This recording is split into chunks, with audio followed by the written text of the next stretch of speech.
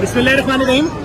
JDC कुर्बानी बराए मुस्तहीकीन के लिए हर साल की तरह इस साल भी कोकोनट ग्रोव और हॉट पॉट रेस्टोरेंट के सरबराह और हमारे बहुत बड़े सपोर्टर कराची में जितने भी फलाही इदारे हैं सबको सपोर्ट करते हैं। बहुत बड़े बिजनेसमैन भी हैं और समाजी रहनुमा भी हैं। समद फांसिया साहब, हम उनका शुक्रिया अदा करेंगे। उनकी जानिब से इंतहाई खूबसूरत बैल दिया गया। आप इसकी खूबसूरती का अंदाजा लगाएं कि जिस तरह के जानवर समद भाई अपने घर लेकर आते हैं वैसे ही जानवर मुस्तहीकीन की कुर्बानी के लिए दिया। अस्सलाम वालेकुम समद भाई, खैरियत से? आप दुबई गए हुए थे? नहीं सर, कराची में थे। हमने खुद देखा आप WRA की वो लगा रहे थे सर, वो रेस्टोरेंट पे गए हुए थे। समझ भाई, बहुत शुक्रिया।